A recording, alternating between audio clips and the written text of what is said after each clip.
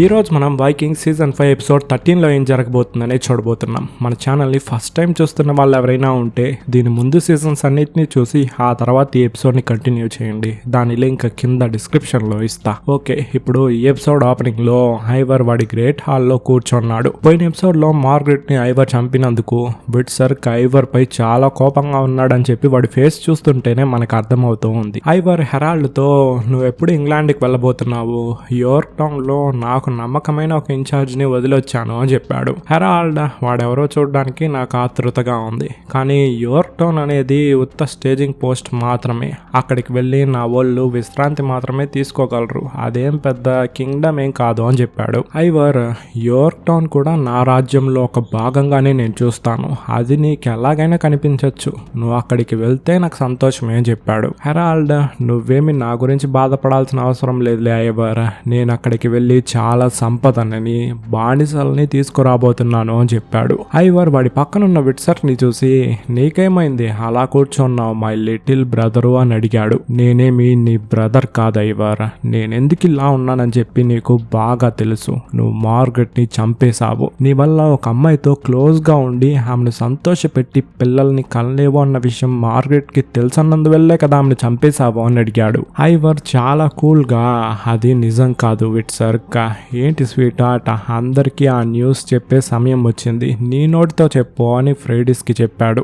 ఐవర్ బిడ్డను నేను కడుపులో మోస్తున్నాను అని చెప్పిందే అక్కడున్న ప్రజలకి షాకు. ఆమెను ప్రెగ్నెంట్ చేసిన ఆ బానిస కూడా ఆ గుంపులోనే ఉన్నాడు. విట్సర్క్ ఐవర్ దగ్గరికి వచ్చి నేను మార్గరెట్ ని ఇష్టపడ్డా, ఆమె మొదటి నుంచి చెప్తోంది నీ గురించి నువ్వు మంచోడు కాదు అని. ఐవర్ నా గురించి ప్రజల ముందు మాట్లాడేటప్పుడు నోరు జాగ్రత్త విట్సర్క్, జారితే ఏం చేస్తావురా, నన్ను చంపేస్తావా, నేను రాగ్నర్ యొక్క కొడుకు అని చెప్పి కొంచెం గుర్తుపెట్టుకో. ఆల్రెడీ నీ యొక్క రూలింగ్ ప్రజలకు నచ్చలేదు, ఒకవేళ నన్ను చంపితే నీ పైన నిరాశ కాస్త ప్రజల్లో ద్వేషంగా ఏర్పడుతుంది అనేలా చెప్పి వెళ్లి వాడి ప్లేస్ లో కూర్చున్నాడు. ఇక్కడ వెసెక్స్ లో హెడ్మండ్ క్యాథరెడ్ ని చర్చిలోనే పెట్టి చంపిన విషయం ఆల్ఫ్రెడ్ కి తెలిసి ఇప్పుడు బిషప్ హెడ్మండ్ ఎక్కడున్నాడు అని టెన్షన్ గా అడిగాడు. ఆథెల్రెడ్ ఆయన మన కోటలోనే ఉన్నాడు అని చెప్పగా ఆల్ఫ్రెడ్ కోపంగా నేను మాత్రం మనతో తనిగా మాట్లాడాలి అని చెప్పి వెళ్ళి హెడ్మండ్ మీరెలా దీన్ని చేశారు, దేవుడి యొక్క సన్నిధిలోనే ఆయన యొక్క సర్వెంట్ ని చంపున్నారు, ఇందుకు మీరు ఏం కారణం చెప్పినా నేను ఒప్పుకోలేను, అక్కడ పాపం చేసి ఆ చేతులతోనే ఇక్కడికి వచ్చి నా ముందే నిల్చుకోవడానికి మీకు సిగ్గుగా లేదా అని కోపంగా అడిగాడు. ఫస్ట్ నేను చెప్పేది కోప్పడకుండా వినండి రాజుగారు, ఆ క్యాథరెడ్ మీకు వ్యతిరేకంగా మారి మిమ్మల్ని చంపడానికి తయారై ఉన్నాడు. వాడు మాత్రం కాకుండా ఎల్డర్స్ మెన్ కొంతమంది నోబుల్స్ మెన్ అందులో చేతులు కలుపున్నారంట, కానీ ఆ టీం కి హెడ్ ఈ క్యాథరెడ్, అందుకే వాడిని నేను చంపాను. నేను ఎప్పటికీ రాజ విశ్వాసనే రాజుగారు, నన్ను చంపాలంటే ఇక్కడే కూడా చంపుకోండి, కానీ మిగిలిన వాళ్ళు ఎవరెవరని తెలియాలంటే నన్ను మళ్ళీ ఆ బిషప్ పదవిలో కూర్చోబెడితే వాళ్ళని మీ ముందు నిల్చోబెడతాను అని చెప్పాడు. ఈ విషయాన్ని ఆల్ఫ్రెడ్ జూడిత్ కి వెళ్లి చెప్పాడు. ఆమె సరే ఈ విషయాన్ని ఇంకెవరెవరు కలిసి చేశారు అన్న విషయం నీకు తెలుసా అని అడిగింది. లేదు అది తెలియలే, కానీ ఆ ప్లాన్ కి మెయిన్ హెడ్ గా ఉన్నింది క్యాథరెడే అంట, అండ్ వాడి యొక్క పదవిని హెడ్మండ్కి ఇస్తే అది ఎవరెవరని తెలుసుకుంటాడంట అని చెప్పాడు. అందుకు జూడిత్ ఇప్పుడు నువ్వు అలా చేస్తే చాలా సమస్యలు ఇంకా తీవ్రంగా మారుతుంది ఆల్ఫ్రెడ్, కానీ బిషప్ హెడ్మండ్ నాకు నిజమైన విశ్వాసి కదా అని చెప్పగా ఆథెల్రెడ్ కి కోపం వచ్చి వాడు ఒకడిని చర్చిలోనే పెట్టి చంపున్నాడు, అది కూడా చర్చ్ ప్రిన్సెస్ ని, వాడిని ఉరి తీయకుండా ఒక పెద్ద పదవి ఇద్దామని చెప్పి మాట్లాడుకుంటున్నారు, ఇది నాకు అస్సలు నచ్చలేదు, వాడిని ఉరి తీయాల్సిందే అని చెప్పాడు. ఆల్ఫ్రెడ్ ఇక్కడ నేనే కింగు, నేను నాకు నచ్చింది తోచిందే చేస్తాను అని చెప్పింది. ఆథెల్రెడ్ కోపంగా అక్కడి నుండి వెళ్ళిపోయాడు. బిషప్ ని ఒక రూమ్ లో హౌస్ అరెస్ట్ చేసి పెట్టుకున్నారు. అక్కడికి లాగరదా వచ్చి అసలు ఇక్కడ ఏం జరుగుతుంది, మాకు ఏ విషయం తెలియట్లేదు అని చెప్పింది. బిషప్ నేను చర్చ్ మ్యాన్ క్యాథరెడ్ ని చంపేశాను, అది కూడా చర్చిలోనే అని చెప్పిందే. లాగరదా ఎందుకు అని అడిగింది. హెడ్మండ్ వాడికి మనమిద్దరం లవ్ చేసుకుంటున్న విషయం తెలిసిపోయింది, దాన్ని కింగ్ చెప్తానని చెప్పి బ్లాక్ మెయిల్ చేశాడు, నాకు వేరే దారి తెలియలేదు అందుకే చంపాను అని చెప్పాడు. దాన్ని విన్న లాగరదా అయితే ఇప్పుడు నువ్వు జైల్లో ఉన్నట్టే, మమ్మల్ని ఎవరు కాపాడుతారా అనేలా ఎక్స్ప్రెషన్ ఇచ్చి కోపంగా అక్కడి నుండి వెళ్ళిపోయింది. తర్వాత ఆల్ఫ్రెడ్ తన తాత ఎగ్బర్ట్ సమాధి దగ్గరకు వచ్చి ప్రేయర్ చేస్తూ ఉన్నాడు. మీరు చెప్పినట్టు నేను ఇప్పుడు ఒక కింగ్ అయ్యా తాతగారు, కానీ ఈ పదవిలో ఉండడం చాలా కష్టంగా ఉంది. నా చుట్టూ ఉన్న వాళ్ళే నేను ఒక బలహీనమైన రాజు, వీడికి ఎలా పదవి ఇచ్చారో, వీడికి అసలు అర్హతే లేదే అని చెప్పి నా చెవులో వినేట్టే మాట్లాడుతున్నారు. దాన్ని విని విని అది నిజమేమో అని చెప్పి నాకే డౌట్ వస్తూ ఉంది. వీటన్నిటిని తట్టుకోవడానికి నాకు బలాన్ని ఇవ్వండి అని చెప్పి ప్రేయర్ చేస్తూ ఉన్నాడు. దీని తర్వాత లాగర్దా ఒక ఫ్యామిలీ మీటింగ్ వేసి ఆల్ఫ్రెడ్ ని కింగ్ పదవి నుంచి కిందకి దించాలని చూస్తున్నారు. మనల్ని ఇక్కడ ఉండనిచ్చింది ఆల్ఫ్రెడే కదా, సో నోబల్ మ్యాన్స్ కి వాడు నచ్చలేదు. ఒకవేళ వాళ్ళు అనుకునించి జరిగింది అంటే మనం ఇక్కడ ప్రాణాలతో ఉండడం కష్టం అవుతుంది. అందుకు బియాన్ మనల్ని కాపాడడానికి హెడ్మండ్ ఉన్నాడు కదా అని చెప్పాడు. ఆల్రెడీ వాడిపై హత్య కేసు ఉంది, అరెస్ట్ అయ్యి జైల్లో ఉన్నట్టున్నాడు. వాడిని కాపాడడానికే అక్కడ గతి లేదు, మనల్ని ఎలా కాపాడుతాడు అని అడిగింది. తోర్వి మనం ఇక్కడికి వచ్చిండకూడదు, నార్వేలో ఉండాలి అని చెప్పింది. నార్వేలోనే ఉండుంటే ఈ పాటికి మనం చచ్చి భూమిలో ఉండుంటాము తోర్వి అని లాగర్దా చెప్పింది. ఊబే, ఇందుకు నా దగ్గర ఒక మార్గం ఉంది. కింగ్ ఆల్ఫ్రెడ్ నన్ను మాత్రం తనిగా పిలిచి ఒక విషయాన్ని అడిగాడు. నువ్వు బ్యాప్టిజం తీసుకుని క్రిస్టియన్ గా మారితే ఇక్కడున్న ప్రజల కోపం కొంచెం శాంతి పడుతుంది అని చెప్పాడు. సో నేను కూడా అని చెప్తూ ఉన్నప్పుడు బియాన్, నువ్వందుకు ఏం సమాధానం చెప్పావు? కుదరదనేగా చెప్పావు. మన నాన్న రాగ్నర్ వాల్హాలలో థోర్, ఓడిన్ మధ్యలో ఉన్నాడు, కానీ నువ్వు ఇక్కడ క్రిస్టియన్ గా మారుదామనే ఐడియాలో ఉన్నావా? ఊబే, మన నాన్నకే మన దేవుళ్ళు ఉన్నారన్న నమ్మకం లేకుండానే కదా ఇక్కడికి వచ్చి చచ్చాడు. ఓ, ఇది కూడా ఆల్ఫ్రెడే చెప్పున్నాడు కదా, నువ్వు దాన్ని నమ్మున్నావు. నాకిప్పుడు నువ్వు రాగ్నర్ కొడుకువేనా అని సందేహంగా ఉంది అని కోపంగా అక్కడి నుండి వెళ్ళిపోయాడు. క్యాటిగట్లో ఫ్రేడిస్ ఆ బానిసతో మళ్ళీ క్లోజ్ గా ఉండబోతుందేమో, అందుకే అంత దగ్గరగా వెళ్తుంది అని చూస్తే మనుషుల్ని పెట్టి ఆ బానిసని చంపించేసింది. ఈ విషయం ఎవ్వరికీ తెలియకూడదు అని చెప్పి. ఈమె ఐవర్ కంటే చాలా డేంజర్ గా ఉంది. ఇక్కడ ఫ్లోకి ఐలాండ్ లో వర్షం పడడం వల్ల అందరూ ఒకే టెంట్ లో ఉన్నారు. అప్పుడు ఫ్లోకి ఫస్ట్ టైం ఆ ఐలాండ్ లో వచ్చినప్పుడు వాడికి ఏమేం విషయాలు జరిగిందని చెప్తూ ఉన్నాడు. నేను ఇక్కడికి వచ్చి చచ్చి మళ్ళీ పుట్టాను, నాకు ప్రాణం పోసేది దేవుళ్ళే. దేవుళ్ళ మధ్యలో ఉన్నట్టు నాకు ఫీలింగ్ కలిగింది. ఆ ఫీలింగ్ మీకు వస్తుందనుకునే మీ అందరినీ ఇక్కడికి తీసుకొచ్చాను, కానీ మీకు రాలేదు. మీరు చాలా కష్టాన్ని అనుభవించున్నారు. ఇప్పుడు మనకి నమ్మకాన్ని ఇవ్వబోయేది థోరిన్ కడుపులో ఉన్న ఆ బిడ్డే. ఆ బిడ్డ కోసమైనా మీరు గొడవలు పడకుండా ఉండండి అని చెప్పాడు. అందుకు అందరూ ఒప్పుకుంటున్నారు. వెసెక్స్ లో ఆల్ఫ్రెడ్ ప్రిన్సెస్ ఎలిజబెత్ తో వచ్చి మాట్లాడుతున్నాడు. నువ్వు నన్ను పెళ్లి చేసుకుందామని నిర్ణయం తీసుకున్నావా లేదా అని నాకు తెలియలేదు, కానీ దానికన్నా ముందు నేను నీకు ఒక ముఖ్యమైన విషయం చెప్పాలి. నేను ఒక దేశానికి రాజు కాబట్టి ఎప్పుడు యుద్ధం అని చెప్పి వెళ్ళిపోతూ ఉంటాను. నాకు చాలా ప్రమాదం వస్తూ ఉంటుంది. నా రాజ్యంలోనే నాకు వ్యతిరేకంగా చాలా కుట్రలు పన్నుతున్నారు. నన్ను నువ్వు మ్యారేజ్ చేసుకున్నావు అంటే నీకు కూడా ప్రమాదం వస్తుంది. అందుకు ఓకే అంటే నేను పెళ్లి చేసుకుందాము అని చెప్పాడు. ఎలిజబెత్, నేను ఎప్పుడో నిర్ణయం తీసుకునేసాను మిమ్మల్ని పెళ్లి చేసుకోవాలి అని చెప్పి. మీ యొక్క కష్టాన్ని నేను కూడా కొంచెం పంచుకుంటాను అని చెప్పింది. ఆల్ఫ్రెడ్, నువ్వు ఇలా చెప్తావు అని చెప్పి నేను అనుకోలేదు. సరే, నాకు ఇప్పుడు కొంచెం పనులు ఉన్నాయి, రాజుగా బాధ్యతలు కొన్ని చెయ్యాలి అని చెప్పి కోర్ట్ రూమ్ లోకి వెళ్లి సింహాసనంలో కూర్చొని ప్రజల్ని చూసి నేను ఒక ముఖ్యమైన నిర్ణయాలను తీసుకున్నాను. హెడ్మండ్ ని మళ్ళీ ప్రిన్సెస్ ఆఫ్ చర్చ్ పదవిలో కూర్చోపెడదామని చెప్పి డిసిషన్ తీసుకున్నా. హెడ్మండ్ ఒక మంచి వారియర్, మన రాజ్యం కోసం చాలా పనుల్ని చేశాడు. సో అదే సరైన నిర్ణయం అనుకుంటున్నా అని చెప్పాడు. కిందున్న ప్రజలు, లేదు మీరు చేసేది తప్పు రాజుగారు అని చెప్పి అరుస్తూ ఉన్నారు. అప్పుడు ఆల్ఫ్రెడ్, ఇలాంటి ఒక మంచి వారియర్ ని చంపి నా పక్కన ఉన్న బలాన్ని నేను పోగొట్టుకోలేను. అండ్ మీకు ఇంకొక విషయాన్ని చెప్పాలి, నేను ప్రిన్సెస్ ఎలిజబెత్ ని పెళ్లి చేసుకోబోతున్నా. వైకింగ్స్ అయిన వూబే అండ్ థోర్వి బ్యాప్టిజం చేసుకొని క్రిస్టియన్ గా మారబోతున్నారు అని చెప్పాడు. ఆల్ఫ్రెడ్ చెప్పిన 3 విషయాలలో 2 విషయాలు ఆ ప్రజలకి నచ్చలేదు. వద్దు అని చెప్పి అరుస్తున్నారు. వీళ్ళు క్రిస్టియన్ గా మారడం మనమందరం సెలబ్రేట్ చేసి తీరాలి అని చెప్పి నేను మీకు విన్నపించుకుంటున్నాను.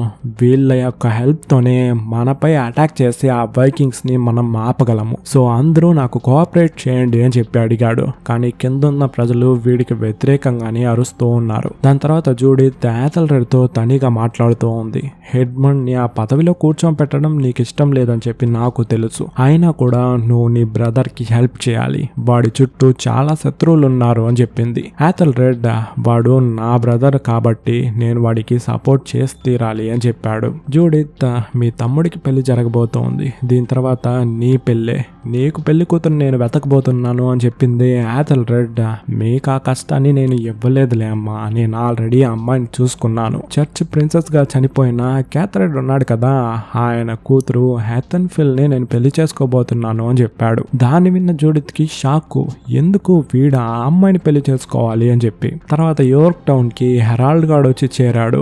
అక్కడున్న వైకింగ్స్ అందరూ వాడిని చాలా సంతోషంగా స్వాగతిస్తూ ఉన్నారు. ఇదే సమయంలో ఊబేకి థోర్బేకి బ్యాప్టిజం చేస్తూ ఉన్నారు. ఆ బ్యాప్టిజం చేసేదే హెడ్మండ్ గాడు. ఈ విషయం బియాన్ కి అస్సలు నచ్చలేదని చెప్పి వాడు చూపు చూస్తేనే మనకు అర్థమవుతూ ఉంది. ఇక్కడ యోర్క్ టౌన్ కోట లోపలికి వస్తున్న హెరాల్డ్ ని చూసి, మీరు ఇక్కడికి వచ్చినందుకు నాకు చాలా సంతోషంగా ఉంది, నా పేరు ఎల్ ఒలివ్సన్, ఐవర్ ది బోన్లెస్ నన్ను ఇక్కడ ఇన్ఛార్జ్ గా పెట్టి వెళ్ళాడు అని చెప్పాడు. హెరాల్డ్ నాకు కూడా నేను చూసినంతో సంతోషమే, కానీ నేను ఇక్కడికి వచ్చిన తర్వాత ఇన్ఛార్జ్ అన్న ఆ పట్టం నీకెందుకు అని అడిగాడు.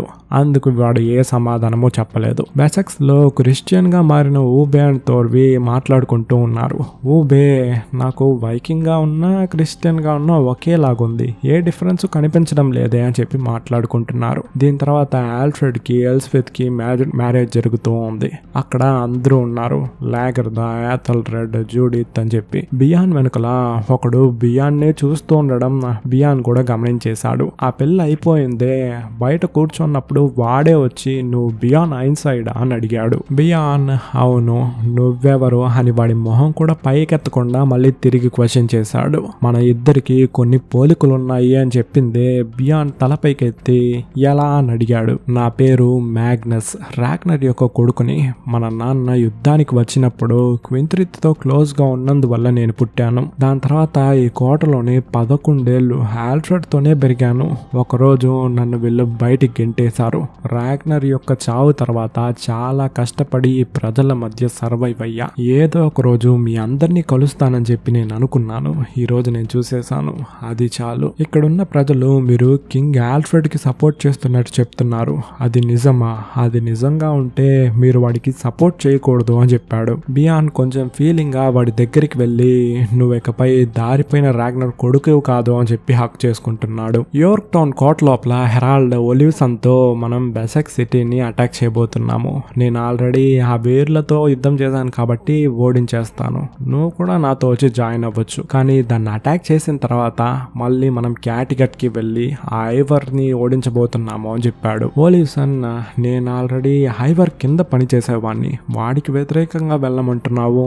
వాడు సాధారణమైన ఎల్ గా ఉన్నా నేను ఒప్పుకునేవాడిని, కానీ రాగ్నర్ యొక్క కొడుకు వాణ్ణి ఎలా ఎదిరించడం అని అడిగాడు. హెరాల్డ్ రాగ్నర్ యొక్క కొడుకులైతే వాళ్ళకేమైనా కొమ్ములా మొలుస్తుంది, వాళ్ళ ఒంట్లో ఉన్నది రక్తమే కదా, ఇంకా రాగ్నర్ పేరంటావా? కాలం వేగంగా వెళ్తూ ఉంది, వాడి పేరంతా అందరూ మర్చిపోతారు. ఒలివ్సన్ నేను రాగ్నర్ని నా కంటితో చూసిందే లేదు, వాడి పేరు వినటం మాత్రమే. ఒక విధంగా చెప్పాలంటే మనం కూడా రాగ్నర్ యొక్క కొడుకులమే అనేలా చెప్పి నేను నీతో జాయిన్ అవ్వను అనేలా చెప్పాడు. హెరాల్డ్ సరే ఒకసారి బాగా ఆలోచించి చెప్పు అని చెప్పి వెళ్ళిపోయాడు. వెసెక్స్ లో లాగర్దా అండ్ హెడ్మండ్ మాట్లాడుకుంటున్నారు.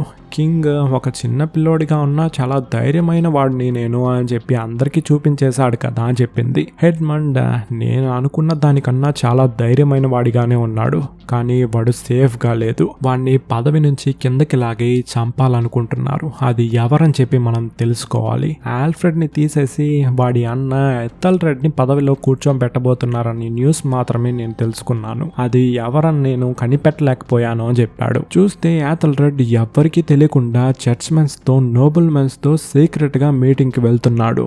సో క్యాథరెడ్ కూతుర్ని పెళ్లి చేసుకోవడానికి కూడా కారణం వీడు రాజవ్వడానికా అని చెప్పి మనకి తెలియలే. క్యాటిగట్ లో ఐవర్ విట్సర్ ని పిలిచి నీకు తెలుసు కదా మనం అందరం ఓడిన్ యొక్క బిడ్డలమే అని చెప్పి, మీరందరూ నేను కుంటిగా ఉన్నందువల్ల కుంటోడా అని చెప్పి అప్పుడంతా ఎగతాళి చేసేవాళ్ళు. దాన్ని తలుచుకొని నేను చాలా రాత్రులు ఏడ్చేవాడిని, ఎందుకు దేవుడా నన్ను ఇలా పుట్టించావో అని చెప్పి. కానీ నా భార్య ఫ్రేడీస్ చెప్పిన తర్వాతే నాకు అర్థమైంది దేవుడు నాకెందుకు ఇలా చేశాడు అని చెప్పి. యాక్చువల్ గా నాకేం చెడ్డేం చేయలేదు, ఫేవరే చేస్తున్నాడు. అండ్ నాకే ఎందుకు ఫేవర్ చేయాలి దేవుడు? దేవుళ్ళు దేవుడికి ఫేవర్ చేస్తాడు. సో ఇప్పుడు నేను కూడా దేవుడే కదా అని చెప్పాడు. దాన్ని విన్న విట్సర్క్ నవ్వుతున్నాడు. నీకేమైనా పిచ్చి పట్టిందా అని చెప్పి. ఫ్రైడేస్ లేదు, ఆడు చెప్పేది నిజం కాబట్టి ఐవర్ దేవుడి యొక్క బిడ్డను నేను మోస్తున్నాను అని చెప్పింది. విట్సర్క్ నీకు పిచ్చి తలకెక్కినట్టుంది. ఐవర్ కొంచెం కోపంగా ఇంకొకసారి నాకు పిచ్చి అని చెప్పకు. నువ్వే చూడు, ఇంపాసిబుల్ అయిన విషయం నాకు బిడ్డ పుట్టడం, ఆ బిడ్డ పుట్టడమే ఇప్పుడు జరిగిపోయింది కదా. సో నేను దేవుణ్ణి. దీన్ని సెలబ్రేట్ చేయడం కోసం మన పక్కనున్న సిటీస్ లో ఉన్న వాళ్ళందరినీ పిలిచి ఒక ఫీస్ట్ ఇచ్చి ఇందుకోసం ఒక స్పెషల్ సాక్రిఫైస్ చేయబోతున్నాను. స్పెషల్ అంటే వాడు చాలా ఇంపార్టెంట్ అయిన పర్సనే కదా అని విట్సర్క్ ని చూసి నవ్వుతున్నాడు. విట్సర్క్ కొంపదీసి వీడు నన్ను బలివపోతున్నాడా అని ఇలా చూస్తున్నాడు. కట్ చేస్తే యోర్క్ టౌన్ లో ఒలివ్స్ అని పిలిచి ఏంటి డిసిషన్ తీసుకునేసావా అని హెరాల్డ్ అడిగాడు. అందుకు వాడు సరే మీ ఆర్మీని చూపించండి అని చెప్పి దానికి కిస్ చేసి ఈ సమాధానం మీకు ఓకే కదా అని అడిగాడు. సో వీడు కూడా హెరాల్డ్ తో కలిసి క్యాటిగట్ ని అటాక్ చేయబోతున్నాడు. ఫ్లోకి ఐలాండ్ లో ఆ ప్రెగ్నెంట్ గా ఉన్న థోరిన్ కనిపించడం లేదు. కేటిల్ అండ్ వాడి కొడుకులు వెతకడానికి బయలుదేరారు. ఆమె మనకున్న ఒకే ఒక నమ్మకం అని చెప్పి ఫ్లోకి చెప్పుంటాడు కదా, ఆమెకి ఏం అవ్వబోతుందని చెప్పి తెలియలే. మెసాక్స్ లో బియాన్ మ్యాగ్నస్ తో ఇన్ని రోజుల్లో నువ్వు ఎక్కడో దాక్కున్నావు, సరే ఇప్పుడు ఆల్ఫ్రెడ్ కింగ్ అయిపోయాడు కదా, వాడితోనే నువ్వు పుట్టి పెరిగిన వాడివి, సో వాడితో వెళ్ళి మాట్లాడొచ్చుగా. నన్ను బయటికి పంపించిందే ఆల్ఫ్రెడ్ యొక్క నాన్న ఏథన్ వుల్ఫ్.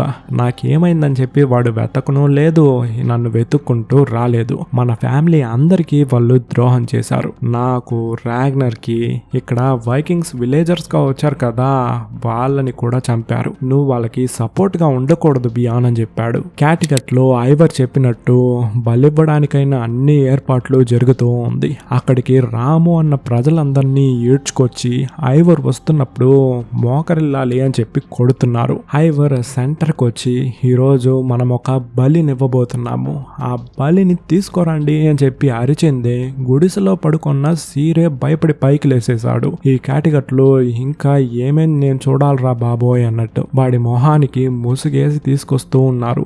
ఆ ముసుగులో ఉన్నది ఎవరు? విట్సర్క్ అని రేపు వచ్చే ఎపిసోడ్ లోనే తెలుస్తుంది. ఆ వీడియోలో నా వాయిస్ మీరు వినేంత వరకు లాట్స్ ఆఫ్ లవ్. టాటా.